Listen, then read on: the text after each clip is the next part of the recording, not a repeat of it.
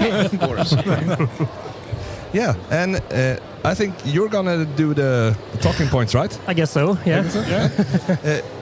Are you hearing okay, or do you want more volume or something? No, I hear you very well. Oh, yeah, perfect. Then here we go. Yeah, intro. Hit the intro.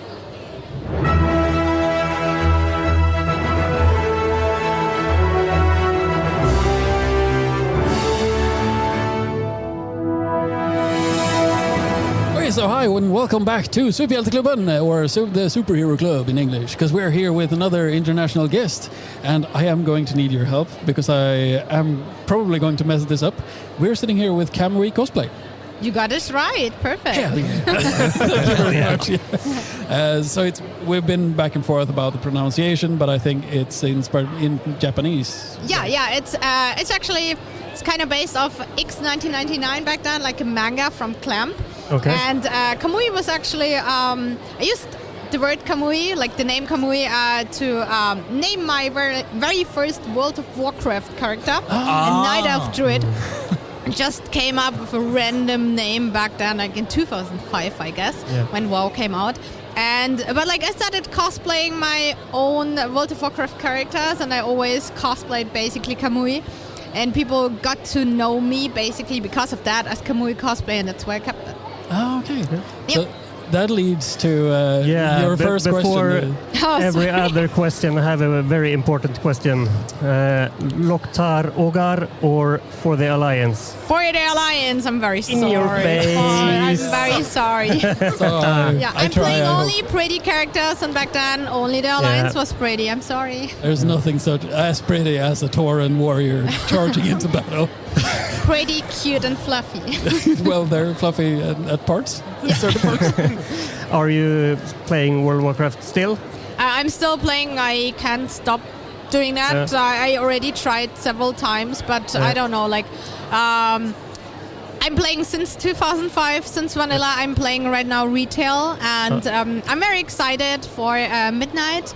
I actually did also like some official cosplays for Blizzard and World of Warcraft. Like last year, I did. I was the official Solitaire at Gamescom, which was pretty cool. And yeah, I'm just a huge Blizzard nerd. I think I did already like 20 or 30 characters from the Blizzard franchise. Oh, wow. I'm a little bit obsessed, and I have like an army of Night Elf Druids. Like I have like 10 or 20 Night Elf Druids. All right. Druids are the best.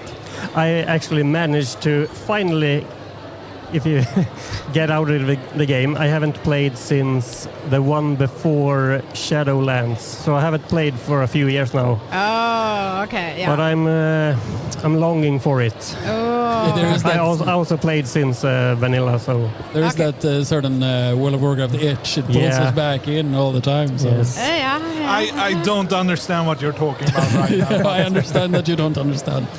Yeah, but World of Warcraft in all glory, you're mostly known for your cosplay and your crafting. I think so. I don't know. Like, I mean, I don't know what I'm really known for, because I still feel like I'm doing still like the same silly things I did back in 2003 when I started with cosplay. Just doing a little bit of crafting, a little bit hot glue here and there, a little bit of foam, and like foam and glue sniffing. And I just, like just sitting in my little corner making silly costumes. But I'm doing this now already for 23 years. Yes. In 2013, my husband, Bennie, and we actually became full-time self-employed with cosplay. Yeah. So, like, I can call myself like a professional cosplayer. You most certainly can. I literally, I don't know, like, I still literally feel like I'm stuck in time, still doing silly costumes, still have fun crafting, and it's a really great time, and I'm just really, really thankful that we're able to make this a living, actually. Yeah. And you really made a name for yourselves, because you've done this for so long, as you say, and you got such a great social media presence. So even not knowing Kamui and the connection to you and your face, people have seen you. I had seen you long before I knew what your name was. Yeah. So there is... You are not omnipresent, I'm not going to exaggerate, but you are everywhere, and you show up in the feeds on Instagram, on Facebook, on other places. So and it's cool because you can sort of follow your journey in cosplay. I mean, it's kind of crazy. We were like this year in Japan, and like I'm actually getting recognized by locals, by Japanese people. Okay. For my Monster Hunter armor, you know. Oh yeah, that was And really it's like cool. kind of funny because like they don't really speak English, but they then pull up their phones and show like the photos they have of me on their phones and saying like, "Oh, Shinoga armor, it's like Monster Hunter." And like, "Hi." And, "Oh, sugoi." It's like so cute, and it's like really amazing because we are traveling now quite a lot. I mean, we've just been to Poland, in Krakow. We are now in Stockholm. Next, we are going to Dokumi, and like we're invited as cosplay guests. Like I'm judging cosplay competitions. I'm doing panels, showing people how to make costumes, and that's pretty amazing. And I think like one of the reasons is that I'm doing this for quite a while now. Yeah, exactly. You know what you're talking about from experience. So right now you're on a bit of a tour. You're not going home in between the journeys? Yeah, we still stay for a few days in Stockholm. Yeah. Then we fly to Düsseldorf for Dokumi. Then we are coming back home for 1 week. Then we go to Comic-Con Utrecht. And then we fly to Brazil for another convention. And then we're going to Gamescom. And I'm really excited about that. With all this traveling, do you have the time to make more cosplays? I mean, like this year, I made 2 costumes for my Corgi Zelda. Oh yeah. So like those costumes obviously require less time, but usually we are doing right now mostly industry jobs. So we are collaborating with gaming companies. For example, we just finished the Skull Crusher from Doom: The Dark Ages. I saw that. Was amazing. That was a pretty cool project. And luckily we didn't have to make the full armor of the Doom Slayer, just like one of his weapons, because like just making this weapon took us already 3 weeks. And earlier we did like something for Genshin Impact, Mawika's Light Up Sword, which was a really cool project as well. But usually we are getting pretty busy before Gamescom. Maybe we're making some new costumes, maybe not. But it's also just okay just to sit at home, cuddle the dogs, have a good time, play some video games, you know. Oh, hell yeah. Absolutely. Sounds great. Yeah. I just got to ask. I mean, it wasn't long since you both moved, right? We moved from Germany to Madeira, which is like an island in the middle of the ocean, next to Africa. It's actually Portugal. But in general, one suit, how long does it really take? It really depends on what we're making. Like I'm doing this together with my husband. So basically we have like twice the amount of hands, twice the amount of brains, and we can work a little bit faster. But doing social media actually takes a lot of time because we share all of our projects on social media. You can see us live crafting on Instagram with the stories, with the reels. So this takes more time. But I would say like a big armor, for example, takes like 4 to 6 weeks. I also already worked on a costume that took 1.5 years, for example. I also made a costume in 2 weeks. So it really depends on how long it takes, you know. You can also say like, how long does it take to make a video game? Yeah, absolutely. Sure. Yeah. It really depends. Very big question. Yes, yeah. I was wondering if when you moved, was it easier to get a hold of stuff to build with when you're living on the mainland, or when you move on the island? Is it easy to get your materials, or how do you do that? Or you just order it by mail, or? Oh my God! Like getting materials on the island is actually really challenging. I mean, originally we are from Germany, and we are used to 24 hours express delivery. You know, you get like everything in time, everything really quickly, easily. You can go to the hardware store, get stuff there. We had like electronics store where I could get LEDs and wires and microchips. And all of that is like mostly not available on Madeira. Like Portugal actually doesn't have Amazon. You have to order everything from Amazon Spain. Okay. And they deliver it to Madeira only if it has a Prime option. Oh, really? Wow. And if not, like I can still order stuff from Amazon Germany, but then you have to ship it to a warehouse in Germany, like a forwarding service, and then they forward it. So this takes actually twice the amount of shipping fees. And in addition to that, like it sometimes takes like 1 month until you get like a certain fabric, and I hope it's the right fabric. Yeah. And this makes obviously like making costumes last minute very, very challenging. But because of that, like I try to make everything out of foam. Yeah. And I really like making big armor and weapon. And I have a lot of foam at home. We have a lot of primers and paints. So I'm always ready to make like a battle axe or a sword or blaster. But when it gets like to sewing projects, when I have to order fabric, this gets a little bit tricky. It went from 24-hour service to 24-day service now then. Yeah. Yes, yeah. How far ahead do you know what you're gonna do? Like, for instance, now you're on a tour and doing conventions and stuff, but do you like know for the rest of the year? That's actually really difficult. Like as mentioned, we turned our hobby into a business in 2013, and we are right now working a lot with gaming companies. Like last year, we worked with Blizzard, for example, for World of Warcraft. We are working with Genshin Impact and Sunless on Zero. This year, we did something for Bethesda and Doom, for example. And like all those projects basically depend on the marketing schedule of the campaign.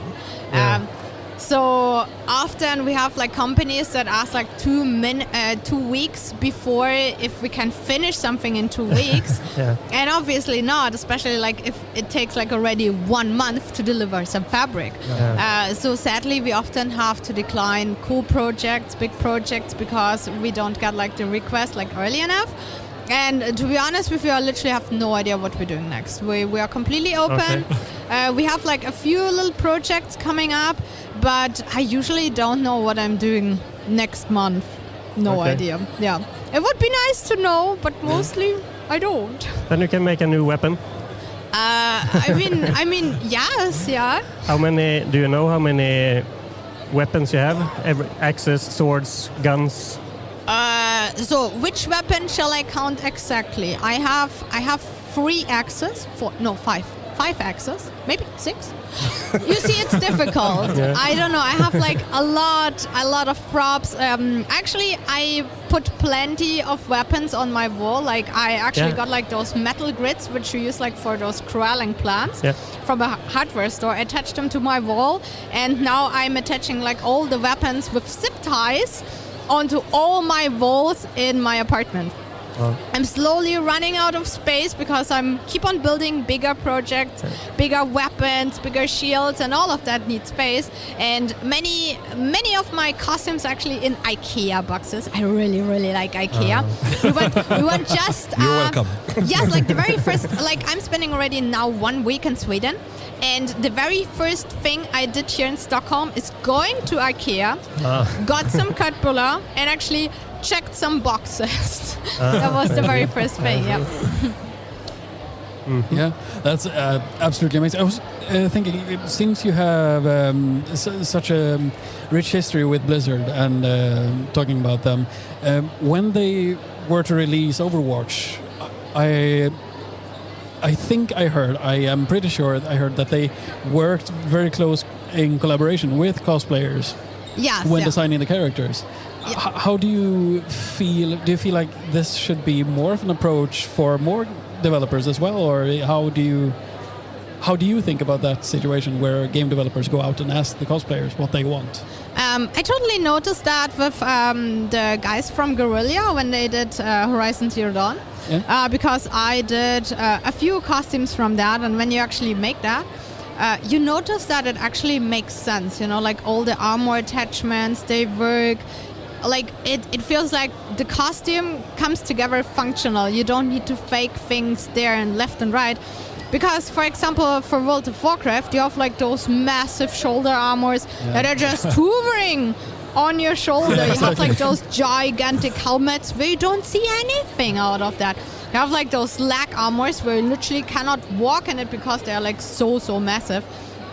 And with Horizon Zero Dawn, you really saw that like the developers, they actually thought about cosplayers bringing those designs to life, which was really, really cool.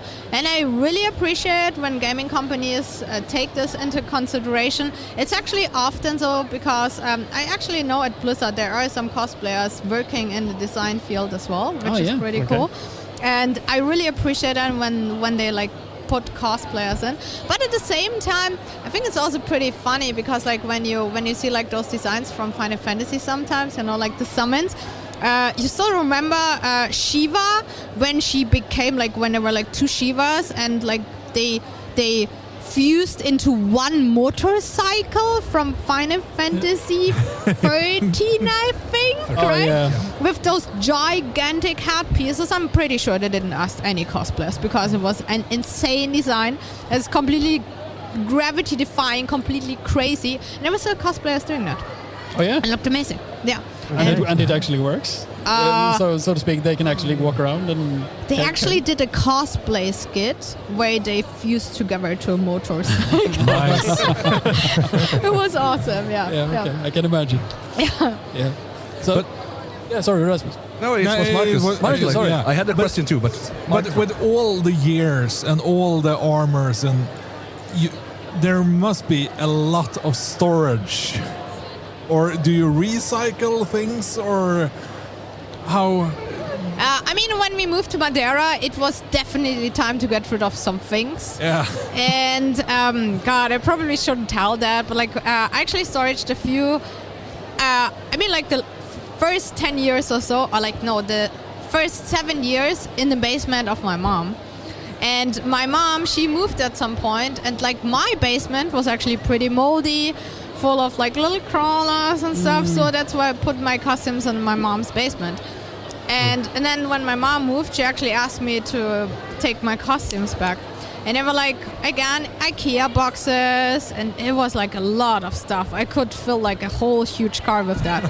And these were like really old costumes, really, really old stuff, which I would never ever put on. Like obviously I had like some connection to it. And to be honest with you, I just went to the junkyard and threw everything away. I'm gonna put some sad music on this. No. Please don't tell anyone. Please don't tell anyone. But you know, it felt like at some point, like really, like I got free from like this weight basically because I didn't have to care about that anymore. And I don't know, like at some point it's like you create something with your own hands. It's like your little baby, like a piece of art, but it's obviously it takes space, you know, it gets some dust. And I think like I actually gave away some of my costumes to a friend like Jessica Nigri, you surely heard about her. Yeah, absolutely. And she actually used like I told her, you can do whatever you want with those things. And she took down like my shoulder armors and used them like for booby armor. It was amazing. Like she totally recycled the costumes and it was awesome. Totally loved it. And I think like that's pretty cool. Also like one of my bigger costumes, I got like, there's like Cosplay Shop BE, which is a pretty popular cosplay material supply shop in Belgium. And I get all my foam from them. And when I moved to Madeira, I gave them some of my biggest costumes and basically, here you have your foam back. And they use it now for displays. I think that's pretty cool. Okay. Yeah. Nice. And there are pictures of your old cosplays, I guess, so you can look at them Sure. I mean, like my connection to my cosplays is also like my videos. I have a lot of, like for almost every cosplay I made, there are like making of videos on YouTube now. And that's like my connection to cosplay. I still see like how much work and effort in it, and basically like the costume at the end is like just like the physical thing basically. But like my connection to cosplay is like my, you know, like my feelings, my emotions, you know, like the work and effort I put into it. So when you're on like on YouTube and stuff, do you have more than Jessica Nigri? Do you have any favorite cosplayers that you likes to watch to see if you can get any ideas of someone, or because it's a community, so you probably talk together? I mean, the whole cosplay community is a huge inspiration for me. I follow over 1,000 cosplayers on Instagram. I check their stories, check their posts every single day. I check other YouTubers who are doing costumes as well. And I think the cosplay community is just a gigantic, big community of creative people. And it's also really fascinating because I mentioned I did a lot of conventions and travel around a lot.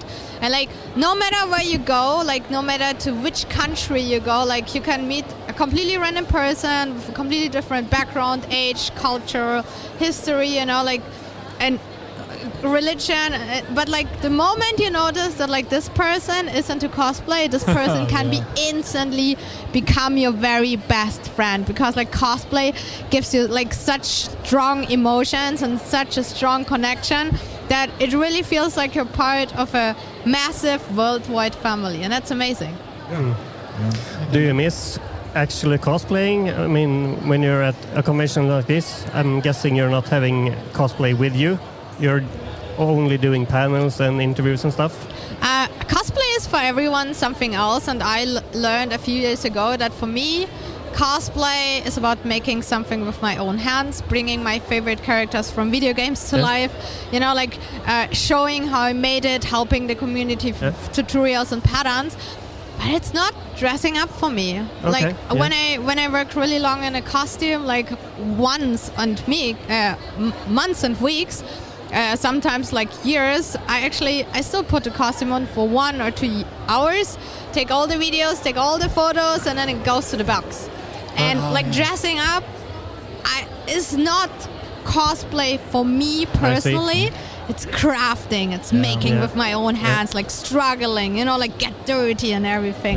And I really enjoy to be comfortable at conventions, you know, like look around, buy some cool things, you know, take photos with my friends, go to the restroom, eat something, because that's not a thing if you wear a big armor as well. You just want to be comfortable. I actually met one of the cosplayers here. I can't remember exactly what kind, but he had a pretty big armor on. He was going to the bathroom before, and he had 3 people helping him into the bathroom, just putting stuff off and putting him in the bathroom, and he was just standing watch outside, so nobody took his stuff. And then he came out and he stepped in like the lift boots. He was like this high off the ground, so it looked like, okay, if you're gonna cosplay on an event, you're gonna have a crew with you if you're gonna do something as big as that. So. I did that as well. I also had like a really big costume. It took me like half an hour to go to half of the costume, then go to the restroom, and another half an hour to put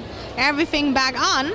So obviously I tried not to drink anything, didn't eat anything. Like if you have like body painting in your face, it's also like you don't want to ruin your makeup around your mouth.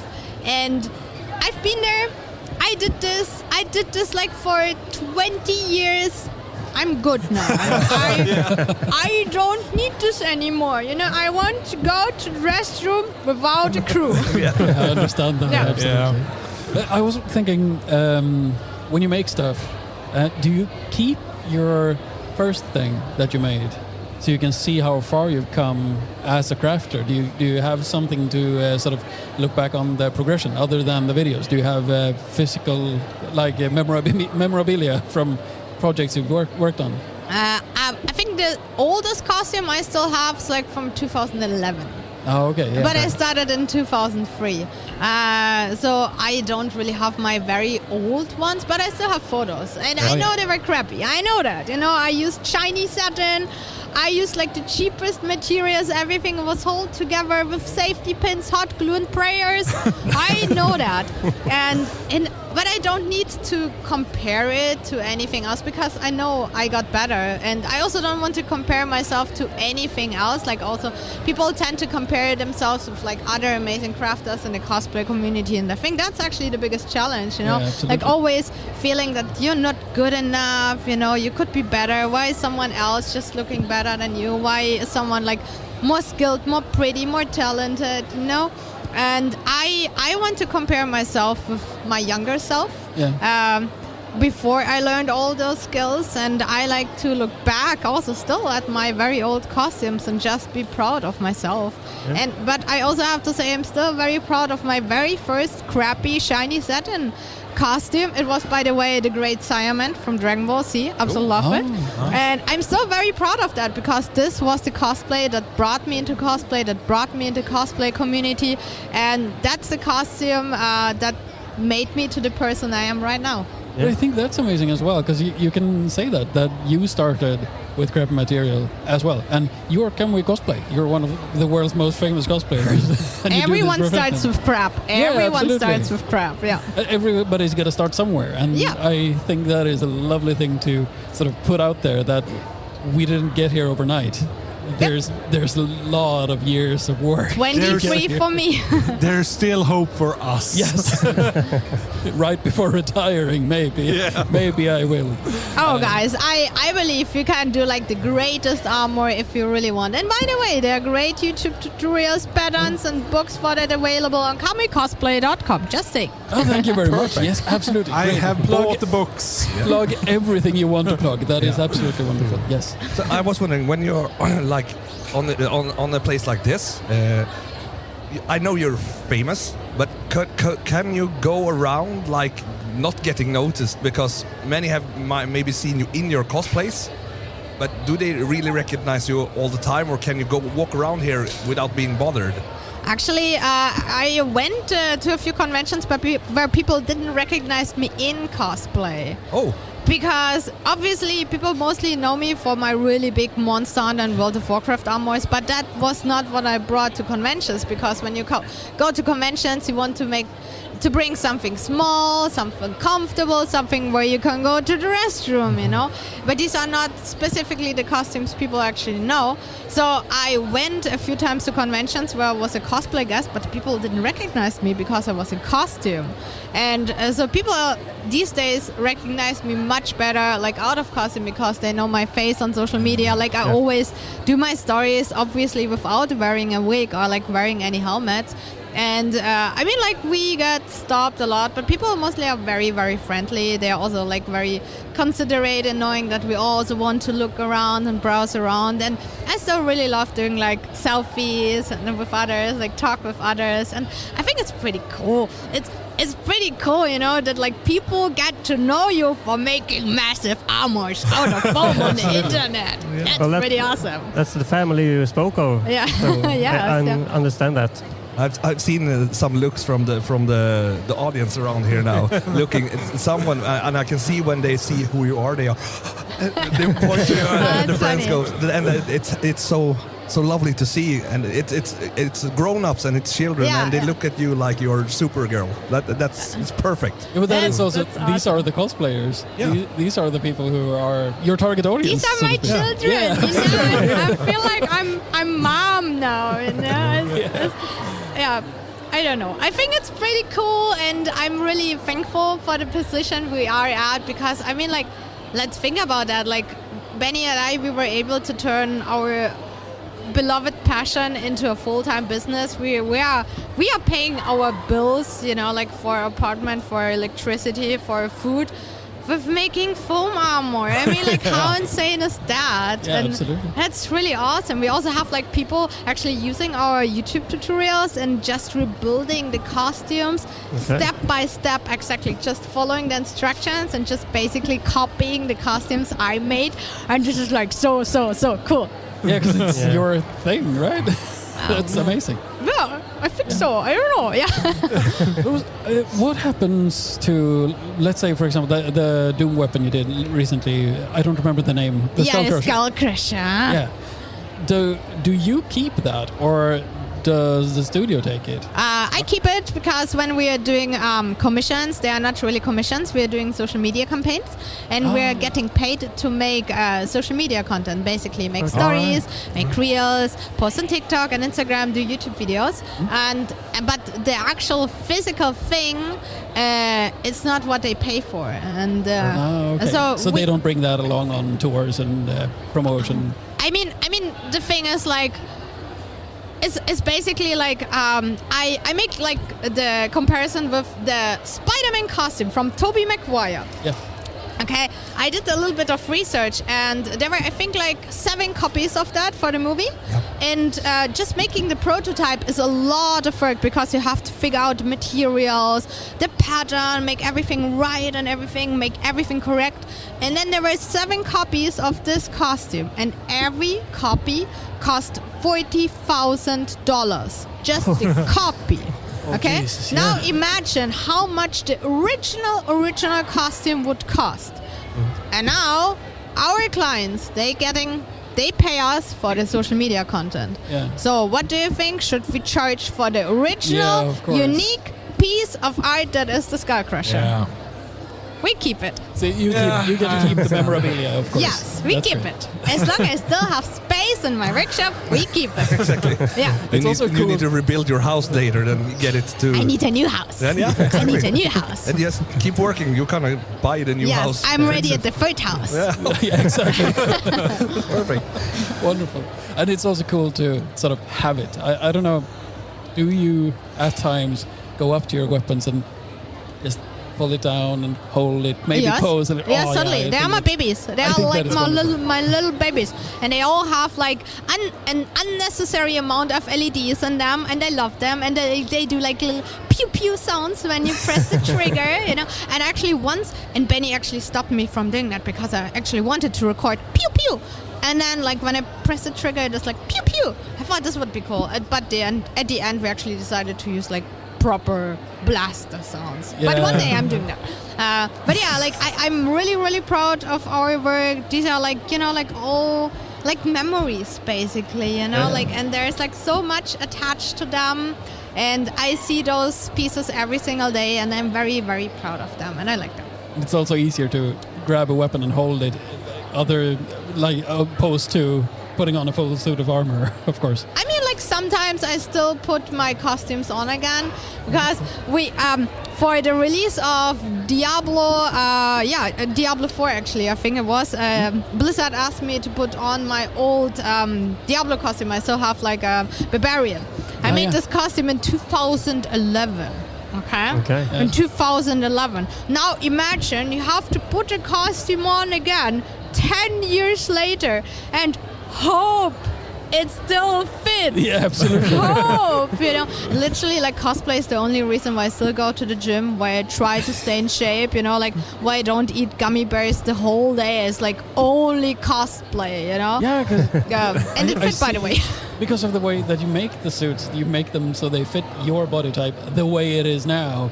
Yeah. And if you change too much, of course, it's not going to fit. Yeah, Yeah. I get it. Yes, yeah, that's a little bit scary, you know, and like especially when you go to vacation, like we go to Japan and then you bring back like 5 kilos more, and then when you actually have then a client asking, "Oh, can you put this costume on again?" It's like, yeah, sure. I try. Yeah, Don't breathe too much. yeah, yes, yeah. What is one of the hardest lessons you had to learn when making cosplays? What is one of the more trickier things you had to sort of work around or figure out a new way to solve in your many years of cosplaying? I think like the hardest part was actually basically like take time for yourself. I think stopping is the biggest challenge when it comes to cosplay, and I think a lot of people actually struggle with it because, you know, like for me and for my husband, like cosplay is like we make a living with that, you know, but it's also our passion, you know. Like it's like basically you're doing your hobby in your free time because you want to chill, you want to relax, but then suddenly your hobby becomes work as well. So how do you chill and relax? Because when you're doing cosplay in your free time and you're doing cosplay in your work time, you can always do more. You can always do more, and you want to do more, and you want to do more and more, but like at some point your body says like you need a break. Yeah, you need to do something You need different. to take a vacation, but like you don't notice that because like I love cosplay so much, and I could craft all day long. But like at some point, you know, like it's really important to take a break, you know, like to avoid burnout and make sure that you take a vacation, do maybe something different, and especially that we actually getting older. This is a lesson that's really hard to learn, and we still struggle with that, you know, because especially, you know, like when Blizzard is again coming, it's like, hey, do you want to make this? And you're like, yes, I want. Yes, please, give me everything. That's the biggest challenge. But like when it comes to crafting wise, I still struggle with sewing. I mean, I think I'm kind of good in sewing, but I'm just not really comfortable and confident in that. I still have no idea about wig styling, and there's still like so many skills I need to learn and like I need to master. But that's what cosplay is. It's like, you know, like you're playing a druid in World of Warcraft. You're kind of good in some things, many things, but not really a master, you know? Yeah, exactly. Yeah. It's an all-rounder. Yes, right. Yeah. Absolutely. Yeah. Yeah, you haven't said anything for a while. I'm just wondering, do you have still have a dream project that you haven't done, either for yourself or really cool collaboration? Collaborations not so much, especially since it's a little bit difficult living on Madeira. But I think like this year I finally make a true of me come true, because I have people telling me I kind of look like Princess Leia. Okay? Okay. And I always wanted to do Princess Leia as a Sith Lord. You know, basically, what happens if Princess Leia turned to the dark side, got the lightsaber of her dad, you know, and became evil. So I already got the lightsaber, actually. Okay. I already started with the suit, and I really hope I will have some time this summer to finish the costume. And the thing is, on Madeira, one of the Star Wars shows was actually filmed, the Acolyte. 30% of Acolyte was actually filmed on Madeira. Yeah. So I want to do my Princess Leia Sith Lord costume and do that in the photo shoot exactly there where they actually have the poster of Acolyte, because I know exactly the spot. This would be warms my nice. heart so much. Yeah, Star so- Wars is my biggest passion in life. So I can understand that. I'm looking forward to this. Yeah, absolutely. Same here. Rasmus, you should do the Darth Jar Jar then. I love Darth Jar Jar. Oh, this would be very amazing. Look at you, one. He has the biggest. Yeah, he does not like Darth Jar Jar. But it is, being able to cosplay a Gungan would be something for the future. I totally see that.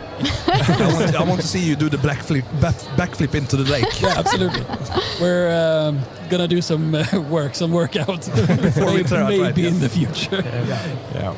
Yeah, but you had a question. Yeah, Mark. he stole it. I was thinking about a specific character, but Leia, I'm Yeah, on we can board. see it. Yeah. Yep. Absolutely.